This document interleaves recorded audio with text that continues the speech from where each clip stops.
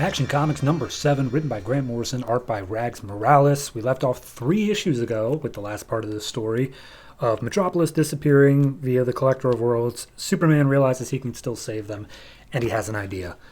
This issue picks up, Superman's explaining, okay, so I'm just going to go and run really fast and then jump onto the spaceship as it's leaving the atmosphere. And the general lane there is like, I'm sorry, you're going to run real fast? You would need escape velocity, which apparently the math says is 25,000 miles an hour. You've never gone faster than 600. How do you expect to do that? And Superman's like, I'm just gonna, bye.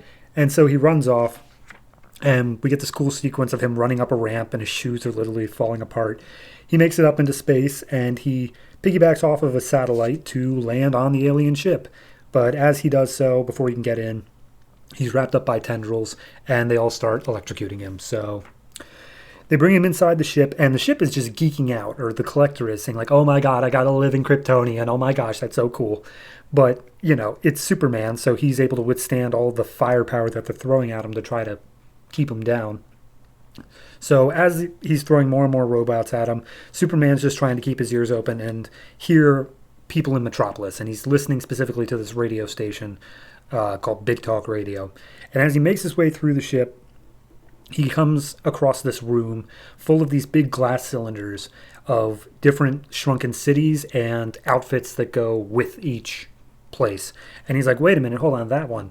That one's the place I've seen in my dreams. And we get a quick flashback to Krypton and his father talking to him. And he's like, in this outfit, this is the outfit of my people. So then we cut into Metropolis real quick, and just to keep things simple, Lois, Jimmy, and Lex are all there.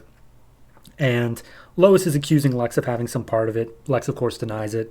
And he wants to try to keep the rocket safe, so there are some soldiers still standing around it. But soon enough, some robot nanite spiders come in, and they start attacking everybody around. And Lex is like, you guys stay with the ship. And Lois is like, fend for yourselves. Ignore what Lex Luthor says. Who cares? And they make their way down an alley into Glenn Morgan's hotel, where he's just sitting at the bar having a drink, surrounded by some police and some security. And Lex fetches himself a drink real quick, and he's like, all right, I guess maybe I can do something. Let me try calling the alien back. And Lois is like, I knew you were a part of this. Meanwhile, there's a little side thing here of Glenn Morgan talking to the dude behind the bar, who was the same dude back from issue 1, the little, like, short guy. And he's like, oh, I've been here for 8 years now. We're practically old friends, Mr. Glenn Morgan. Here, I even have your tie. I don't know where this is going to go, but it's going to go somewhere. And as they're talking, some of the nanites are starting to appear outside the hotel windows. The police in there fire at it and start taking it down. But as they look out, they realize, okay, yeah, we've been miniaturized because there is a giant T-shirted Superman standing at the horizon. So, yeah, there's that. Anyway, so then Superman just starts calling out to the Collector, and he's like, who are you? Talk to me. And he starts getting battered around by another one of the robots. As the Collector explains, like, well, I'm known by many different names. On Earth, I was known as the Internet. On Yod Kolu, I was known as Computo. On Krypton, I was known as Brainiac. So yeah, this is obviously Brainiac. And he basically, Superman just asks, like, what do you want from me? Send these people home. And he's like, no. See, here's the thing. I want a complete collection. And you, a living, breathing Kryptonian, that would definitely complete the collection. So yeah, you're going to have to stay here. Also, I need your rocket cradle, which is inside the Bottle City as well. And then, basically, for no reason, Brainiac's just like, I wonder, if I were to kill off the life support for the Krypton city of Kandor and the Earth city of Metropolis, which one would you choose to save? You can only save one. And Superman's like, what? I'm not going to say...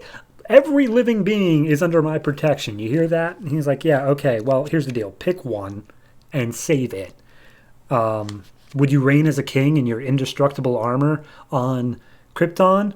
Or would you go back to the Earth who shunned you and hated you and made a weapon that could try to kill you?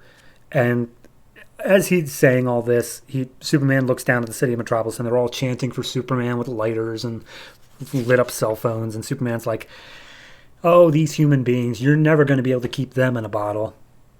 And Superman uses his vision to see the rocket cradle is actually inside the bottle ship and it's calling out for him. He's like, all right, I've made my choice. And Superman turns away from the Earth City, and everyone's like, oh my God, Superman's leaving us. Oh, we're all going to die. But then it turns out Superman's actually just going to the armor casing for the Krypton outfit. And he's like, you said this thing was indestructible, right? So I'm just going to put it on and prove my point. Because here's what's going to happen. I'm going to kick the ever-loving crap out of you, and then you're going to set both these cities free. And there's a little bit in here about Lex on the phone realizing, like, he made a deal to survive. And Brainiac's like, yeah, you are going to survive in the bottle. Ha ha. Lawyered you. And basically, it all ends with a splash page of Superman. He dons the outfit. It just magically transforms into his red and blue with his crest.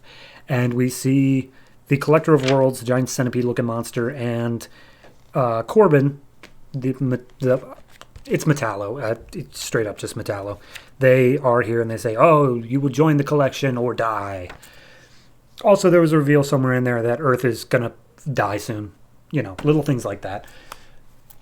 Here's the thing. I like this issue on its own. It's a fine enough issue, but it does severely hurt the fact that we just had to take 2 issues doing a weird time travel story instead of just picking up and doing this. I understand that's probably for like artist purposes of like letting Rags Morales get ahead and allowing him to do that, but it really takes me out of it the fact I had to wait 3 months for this story to continue, and then it's just continuing on like nothing ever happened. Just, yeah, you know, he jumps into space.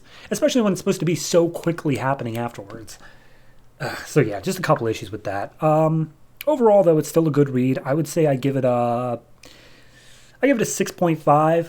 And a lot of that comes down to the fact that it's mostly just Brainiac being like, let's set up the fight for the next issue. Because really, there shouldn't be a fight. Like, Brainiac should have no reason to fight at all. But now, for some reason, we've architected a fight to happen. So, yeah.